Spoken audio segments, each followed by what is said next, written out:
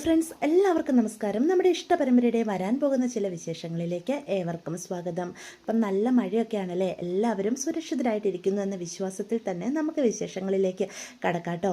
അങ്ങനെ നമ്മുടെ ധർമ്മൻ വീട് വിട്ടിറങ്ങി പോയിരിക്കുകയാണ്. ദേവമംഗലത്തുള്ള എല്ലാവരും ആകത്തകർന്ന് തരിപ്പണമായി.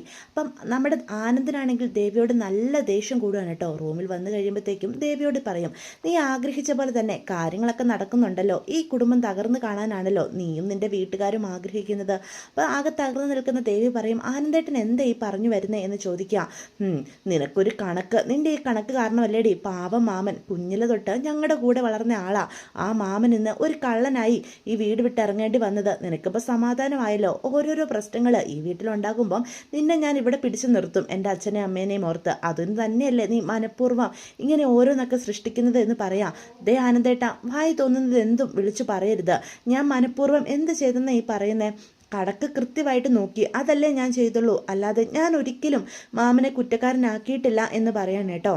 ഇനി ഒരു നിമിഷം പോലും നീ ഈ വീട്ടിൽ നിൽക്കാൻ പാടില്ല. ഇപ്പം തന്നെ നിൻ്റെ ആ ഫ്രോഡ് അച്ഛനെ ഞാൻ വിളിക്കാൻ പോവാം. നാളെ നേരം വിളിക്കുമ്പം തന്നെ നീ സ്റ്റാൻഡ് വിട്ടോണം. ഇനിയും ഓരോ കള്ളക്കഥകൾ പറഞ്ഞ് ഈ വീട്ടിൽ കടിച്ചു തൂങ്ങി നിൽക്കാന്നുള്ള നിൻ്റെ വ്യാമോഹമുണ്ടല്ലോ, അത് ഒരിക്കലും നടക്കാൻ പോകുന്നില്ല എന്ന് പറയാം.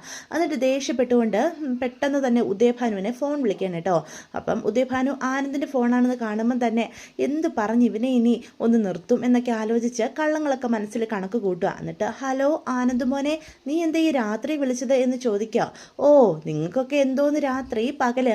അല്ല, അച്ഛനും മോളും എങ്ങനെ മറ്റുള്ളവരുടെ തലയിൽ കയറാം, കള്ളങ്ങൾ പറയാം, മറ്റുള്ളവരെ ഉപദ്രവിക്കാം, ഇതൊക്കെ ആലോചിച്ച് നടക്കുവാണല്ലോ. മോളിവിടെ മോളെ കൊണ്ട് പറ്റുന്ന പോലെ ഈ കുടുംബം നശിപ്പിക്കുന്നുണ്ട്. ഇനിയിപ്പം നിങ്ങളുടെ വക കൂടുതൽ ഓതി കൊടുക്കൊന്നും വേണ്ട. ദേ, ഞാനൊരു കാര്യം പറഞ്ഞേക്കാം, നാളെ തന്നെ നിങ്ങളുടെ മോള് നിങ്ങളുടെ വീട്ടിൽ വരും. നിങ്ങളോട് ഞാൻ മര്യാദയ്ക്ക് പറഞ്ഞതാ മോളുടെ കടയിലേക്കുള്ള പോക്ക് നിർത്തിക്കോണമെന്ന്. അപ്പം നിങ്ങൾക്കത് സാധിക്കില്ല. മകളെ അടക്കി നിർത്താൻ പറ്റില്ലെങ്കിൽ മകളെ ആയിട്ട് വീട്ടിലിരുന്നാൽ മതി ഇന്ന് പറയാണ് കേട്ടോ. അയ്യോ മോനെ, നീ എന്തൊക്കെയായി പറയുന്നത്? ദേവി മോള് അവള് ഞാൻ പറഞ്ഞ കേൾക്കാഞ്ഞിട്ടാടാ. അവളെ കുറ്റം പറയാൻ പറ്റുമോ? വീട്ടിലിരിക്കുമ്പം കുഞ്ഞിൻ്റെ നഷ്ടപോർത്ത് അവൾ ആകെ സങ്കടപ്പെടുക. കടയിൽ ഓരോ കാര്യങ്ങളൊക്കെ ആയിട്ട് ചെയ്യുമ്പം അവൾ അതിൽ നിന്നൊക്കെ ഒന്ന് പുറത്ത് കിടക്കുന്നത്. മോനൊന്ന് മനസ്സിലാക്ക്, അവളൊരു കുഞ്ഞിനെ നഷ്ടപ്പെട്ട അമ്മയല്ലേ എന്ന് പറയാം. ഓ, കുഞ്ഞിനെ നഷ്ടപ്പെട്ട ഒരമ്മ, കുഞ്ഞിനെ നഷ്ടപ്പെട്ട അമ്മമാരെ പോലാണല്ലോ ഇവളിവിടെ നടക്കുന്നത് എന്ന് അപ്പം ആനന്ദ് പറയാം. ആനന്ദിൻ്റെ ആ വാക്കുകളൊക്കെ ദേവിയുടെ മനസ്സിൽ കുത്തി കയറണം കേട്ടോ. മോനെ, ഞാൻ ഇന്നുകൂടി അവളോട് സംസാരിക്കാനായിട്ട് അവിടെ വന്നിരുന്നതാ. പക്ഷെ അവിടെ ധർമ്മം മാത്രമേ ഉണ്ടായിരുന്നുള്ളൂ. ദേവിമോള് ചായ കുടിക്കാൻ എന്തോ പോയെന്ന് ധർമ്മം പറഞ്ഞു. അവൻ പറഞ്ഞില്ലായിരുന്നോ ദേവിമോളോട് എന്ന് ചോദിക്കാം. ഓ, അപ്പം കള്ളം കപ്പലിൽ തന്നെ. അപ്പം നിങ്ങളിന്ന് ഗോമതി സ്റ്റോറിൽ വന്നിരുന്നല്ലേ എന്ന് ചോദിക്കാം. എന്നിട്ട് എന്തേ പുന്നാര മോളെ കാണാൻ നിൽക്കാതെ പെട്ടെന്ന് തിടുക്കപ്പെട്ടങ്ങോട്ട് പോയത്? ചെയ്ത കുറ്റം മോൾ അറിയരുതല്ലോ അല്ലേ എന്ന് ചോദിക്കാം. അപ്പം ദേവി ഞെട്ടിത്തെറിച്ച് നിൽക്കുക. അച്ഛൻ ഇന്ന് ഗോമതി സ്റ്റോറി വന്നിരുന്നോ? താൻ അറിഞ്ഞില്ലല്ലോ എന്ന് പറയാണ്.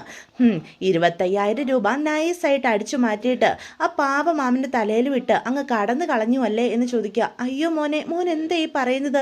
പൈസ അടിച്ചു മാറ്റുമോ? ഞാനോ? അയ്യോ, ദൈവദോഷം പറയരുത് കേട്ടോ എന്ന് പറയാം. ഓ, ഒരു ദോഷവും അല്ല പറഞ്ഞത്, നിങ്ങളെപ്പറ്റിയുള്ള യഥാർത്ഥ സ്വഭാവം പറഞ്ഞതാ. മകളെ കാണാനെന്ന വ്യാജേന കടയിൽ നിന്ന് നൈസായിട്ട് പൈസ അടിച്ചു മാറ്റിക്കൊണ്ടിരിക്കുമായിരുന്നല്ലേ. കഴിഞ്ഞ ദിവസം ഒരു 2,000 രൂപയുടെ കുറവ് വന്നപ്പോഴേ ഞാൻ സംശയിക്കേണ്ടതായിരുന്നു തന്നെ. അപ്പം ഇന്നിപ്പം 25,000 രൂപ ഇനിയിപ്പം കടയിൽ നിന്ന് കടയോട് താൻ എടുത്തുകൊണ്ട് പോകുമല്ലോടോ എന്ന് ചോദിക്കുകയാണ്. എന്നിട്ട് ഞങ്ങളുടെ കുടുംബം രണ്ടാക്കിയപ്പം തനിക്കും തന്നെ മകൾക്ക് സന്തോഷമായല്ലോ. തൻ്റെ മകളാണേ സത്യവതി കളിച്ച് ദേ മറ്റുള്ളവരുടെ തലയിൽ കുറ്റവും ചമച്ച് ഇവിടെ ഇരിപ്പുണ്ട്. സ്വന്തം തന്ത ചെയ്ത തെറ്റിന് അവൾ പാവം മാമൻ്റെ തലയിൽ കൊണ്ട് കുറ്റം ചുമത്തിയത് എന്ന് പറയാം. അയ്യോ ആനന്ദ് മോനെ, നീ എന്നെ തെറ്റിദ്ധരിച്ചതാ എന്നും പറഞ്ഞ് ഉദയഭാനു കുറേ പറഞ്ഞു നിൽക്കാൻ നോക്കൂ കേട്ടോ. പക്ഷെ ആനന്ദിന് ഉദയഭാനുവിനെ പറ്റി നന്നായിട്ട് അറിയാവുന്നത് കൊണ്ട് തന്നെ ഒന്നും വിശ്വസിക്കുന്നില്ല. ദേ, ഞാൻ നാളെ തന്നെ തൻ്റെ മകളുടെയും തന്നെ ചരിത്രം മുഴുവനും ഇവിടെ ഉള്ളവരെ എല്ലാം അറിയിക്കും. മകളെ വിളിച്ചുകൊണ്ട് മര്യാദയ്ക്ക് പൊയ്ക്കോണം. ഞങ്ങളുടെ മാമൻ ഒരു തെറ്റും ചെയ്തിട്ടില്ലെന്ന് എൻ്റെ അച്ഛനെ ബോധ്യപ്പെടുത്തുകയും വേണം എന്ന് പറയണം കേട്ടോ. അപ്പം എന്ത് ചെയ്യണമെന്നറിയാതെ ഉദയഭാനു തലയ്ക്ക് കൈയും കൊടുത്തിരിക്കുക. ഇപ്പം കണ്ടോടി, നീ പാവം മാമനെ കുറ്റക്കാരനാക്കിയല്ലേ. കുറ്റം ചെയ്തത് നിൻ്റെ അച്ഛൻ തന്നെയാണ്. എനിക്കിപ്പോൾ സംശയം നീ നിൻ്റെ അച്ഛനെ ഒത്താശ ചെയ്ത് കൊടുത്തിട്ടാകും ഇങ്ങനെയൊക്കെ വന്നതെന്നാ. ദേ ആനന്ദേട്ട, എന്തൊക്കെയായി പറയുന്നത്? എൻ്റെ അച്ഛൻ അങ്ങനെ ഒരിക്കലും ചെയ്യില്ല. അയ്യോ, നിൻ്റെ അച്ഛൻ ഒരിക്കലും ചെയ്യില്ല പോലും. പിന്നെ ഒന്നേ വരെയും ഒരു കള്ളത്തരം കാണിക്കാത്ത ആ മാമനാണോടി 25,000 രൂപ മോഷ്ടിച്ചത് എന്ന് ചോദിക്കാം. അപ്പം ദേവി തല കുനിച്ച് നിൽക്കുക. മാമൻ അങ്ങനെ ഒരു തെറ്റ് ചെയ്യുമെന്ന് ഞാൻ ഒരിക്കലും കരുതുന്നില്ല. പിന്നെ നിന്റെ അച്ഛൻ ഒന്നും ചെയ്തിട്ടില്ലെന്ന്. നിന്റെ അച്ഛൻ ഇന്ന് കടയിൽ വന്നിട്ടുണ്ട്. ആ സമയത്ത് മാമ മാത്രമേ ഉണ്ടായിരുന്നുള്ളൂ എന്ന് പറഞ്ഞിട്ട് പോലും നിനക്ക് നിന്റെ തന്തയെ അത്രയ്ക്ക് വിശ്വാസമാണോടി എന്ന് ചോദിക്കുക. അപ്പം ദേവിക്കും സംശയം വരികയാണ്. തൻ്റെ അച്ഛനല്ലാന്ന് താൻ പറഞ്ഞെങ്കിൽ പോലും അത് അനന്തേട്ടൻ്റെ അടുത്ത് വെറുതെ പറഞ്ഞതാണ്. ദേവി മനസ്സ് ചിന്തിക്കുക, അച്ഛൻ തന്നെയാകും. 2000 രൂപ നഷ്ടമായതും അച്ഛൻ വന്നേ അന്ന. ഇന്നലെ 25,000 രൂപ അതും അച്ഛൻ തന്നെയാവും അടിച്ചു മാറ്റിയത് എന്ന് ദേവിക്ക് ബോധ്യപ്പെടുകയാണ് കേട്ടോ. അപ്പം ദേവി തല കുനിച്ച് നിൽക്കുന്ന കാണുമ്പം ആനന്ദ് ചോദിക്കും, ഹോ നിനക്ക് സമാധാനമായല്ലോ. മാമൻ ഞാൻ ജനിച്ചപ്പോൾ തൊട്ട് കണ്ടു വളർന്നതാ എൻ്റെ മാമനെ. ഞങ്ങളുടെ കളിയും ചിരിയും ഒക്കെ ആയിട്ട് ഈ കുടുംബത്തിൽ എത്ര സന്തോഷത്തോടെ ജീവിച്ചവരാണെന്ന് അറിയാവോ. മീനുവും മിത്രയും ഇവിടെ കല്യാണം കഴിച്ചു വന്നപ്പോൾ പോലും ഞങ്ങളുടെ ബന്ധത്തിൽ ഒരു കോട്ടവും സംഭവിച്ചില്ല. എന്ന് നീ ഇവിടെ കാല് കുത്തിയോ അന്നു മുതൽ നിന്റെ ദൃഷ്ടി ഈ കുടുംബത്തിൽ പെട്ടോ അന്നു മുതൽ നശിക്കാൻ തുടങ്ങിയതാ ഈ കുടുംബം. ഈ കുടുംബത്തെ മുഴുവനും നീയും നിന്റെ അച്ഛനും കൂടി കള്ളങ്ങൾ കൊണ്ടും ചതി കൊണ്ടും തകർത്ത് തരിപ്പണമാക്കിയില്ലേടി. ഒരു കണക്കിന് മാമനെങ്കിലും ഇവിടെ നിന്ന് പോയി രക്ഷപ്പെടട്ടെ എന്ന് ഞാൻ പറയുള്ളൂ. ഇവിടെ നിന്ന് കഴിഞ്ഞാൽ നീയൊക്കെ കൂടി എൻ്റെ മാമൻ്റെ ജീവിതവും ഇല്ലാതാക്കും എന്ന് പറയാം. അപ്പം ദേവി കുറ്റവാളിയെ പോലെ ആനന്ദിൻ്റെ മുന്നിൽ തലകുനിച്ച് നിൽക്കുക. തൻ്റെ അച്ഛൻ ചെയ്തത് അത്ര വലിയ തെറ്റാണ്. താൻ എന്തു പറഞ്ഞിനി ന്യായീകരിച്ചാലും ആനന്ദേട്ടൻ അതൊന്നും വിശ്വസിക്കാൻ പോകുന്നില്ല എന്ന് ദേവിക്ക് ബോധ്യപ്പെടുക. അപ്പോൾ ആനന്ദ് പറയും, നാളെ തന്നെ നീ ഇറങ്ങിക്കോണം. നിന്നെപ്പറ്റിയുള്ള എല്ലാ സത്യങ്ങളും നീ എൻ്റെ വീട്ടുകാരോട് വിളിച്ച് പറഞ്ഞിട്ട് വേണം ഇവിടുന്ന് ഇറങ്ങാൻ. മര്യാദയ്ക്ക് എൻ്റെ മാമനെ തിരിച്ചിവിടെ എത്തിച്ചിരിക്കണം. നിനക്ക് മനസ്സിലാകുന്നുണ്ടോ എന്ന് ചോദിക്കുക. ആനന്ദേട്ട എന്താ ഈ പറയുന്നേ? ഈ അവസ്ഥയിൽ ഞാൻ എങ്ങനെയാ ബാലച്ചനോടും അമ്മയോടും ഇതൊക്കെ പറയുക? അവർ തകർന്നു പോകില്ലേ? ഇപ്പം തന്നെ മാമൻ പോയ വിഷമത്തിൽ തകർന്ന അവർ നിൽക്കുന്നത്. ഓ ഇതിൽ കൂടുതൽ ഇനി ദേവമംഗലം എന്ത് തകരാനാ? നീയും നിന്റെ വീട്ടുകാരും കൂടി തകർത്ത് തരിപ്പണമാക്കി കളഞ്ഞില്ലേ എന്ന് ചോദിക്കുക. പാവം മാമൻ അച്ഛൻ ഇന്ന് ഒരു കുറ്റക്കാരനാക്കിയപ്പം എന്തുമാത്രം ആ മനുഷ്യൻ തകർന്നു പോയി കാണും. ആ മനുഷ്യനെ എല്ലാവരും കൂടി സംശയിച്ചെന്ന് കരുതിയിട്ടാകില്ലേ ഇന്ന് തകർന്ന് തരിപ്പണമായി ഈ വീട്ടിൽ നിന്ന് ഒരു അനാഥനെ പോലെ ഇറങ്ങിപ്പോയത്? അല്ല എന്ത് ചെയ്യാനാ, എല്ലാം എൻ്റെ തെറ്റാ. നിന്നെ ഞാൻ ഒരിക്കലും കല്യാണം കഴിക്കാൻ പാടില്ലായിരുന്നു എന്ന് ആനന്ദ് പറയാണ് കേട്ടോ. അപ്പം ആനന്ദ് ദേഷ്യപ്പെട്ടുകൊണ്ട് അവിടെ നിന്ന് അങ്ങോട്ട് പോവാ. താൻ ഇനിയും ഇവിടെ നിന്ന് കഴിഞ്ഞാൽ ദേവിയെ വലതും ചെയ്തു പോകുമെന്ന് ആനന്ദിന് ബോധ്യപ്പെടുക. ഇതേ സമയം എന്ത് ചെയ്യണമെന്നറിയാതെ ദേവി തകർന്നു പോവുക. എന്നിട്ട് ഉദയഭാനുവിനെ ഫോൺ വിളിക്കുക. അച്ഛനിപ്പം സമാധാനമായല്ലോ അല്ലേ എന്ന് ചോദിക്കുക. അത് പിന്നെ മോളെ അച്ഛൻ ഒരു തെറ്റും ചെയ്തിട്ടില്ലടി. വേണ്ടച്ച, അച്ഛൻ ഇനി എന്തൊക്കെ ന്യായീകരിച്ചാലും അച്ഛൻ ചെയ്ത തെറ്റല്ലാതാകുന്നില്ല. എത്ര വലിയ തെറ്റാ അച്ഛൻ ചെയ്തതെന്നറിയാവോ? ആ കട മുഴുവനും എന്നെയാ ബാലച്ചനെ ഏൽപ്പിച്ചിരിക്കുന്നത്. അതിൽ നിന്ന് 1 രൂപ കാണാതായി പോയാൽ ഞാൻ വേണ്ടേ സമാധാനം പറയാൻ? ഇന്നിപ്പം പാവം മാമൻ, ആ മാമന ആ കാശെടുത്തുന്ന ബാലച്ചൻ കരുതിയിരിക്കുന്നത്. എത്ര വലിയ തെറ്റാ അച്ഛാ ചെയ്തത്. ഈ കുടുംബത്തിൽ നിന്നും ധർമ്മമാമൻ ഇറങ്ങിപ്പോയി. സുഗന്യ ചേച്ചിയെ വിളിച്ചുകൊണ്ട് ഈ കുടുംബം തകർന്നു എന്ന് പറയാം. മോളെ ഞാൻ അങ്ങനെയൊന്നും കരുതി അല്ലടാ. ഇനിയിപ്പം അങ്ങനെ തന്നെ ഇരിക്കട്ടെ. ധർമ്മം കാശടിച്ചു മാറ്റിയതാണെന്ന് ബാലൻ കരുതിക്കോട്ടെ. നീ ഇനി അത് തിരുത്താനൊന്നും നിൽക്കണ്ട എന്ന് പറയാം.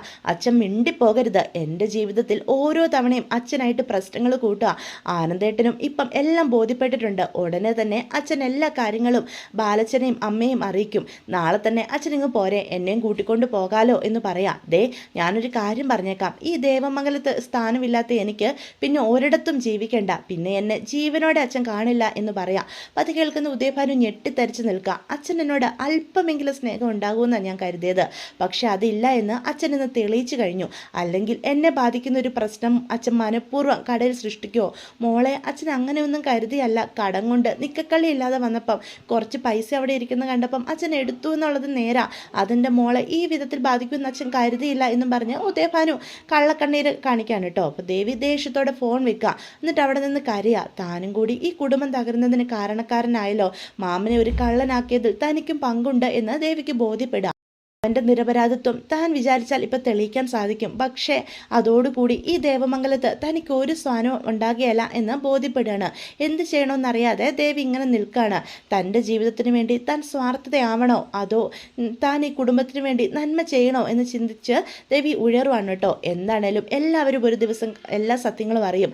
ആനന്ദേട്ടൻ തന്നെ വിളിച്ചു പറയും. അതിനു മുന്നേ ഞാൻ തന്നെ ഈ സത്യാവസ്ഥ ബോധ്യപ്പെടുത്തിയാൽ ഒരുപക്ഷെ എനിക്ക് ഈ കുടുംബത്തിലൊരു സ്ഥാനം കിട്ടിയാലോ എന്നൊക്കെ ദേവി ചിന്തിക്കുകയാണ് കേട്ടോ.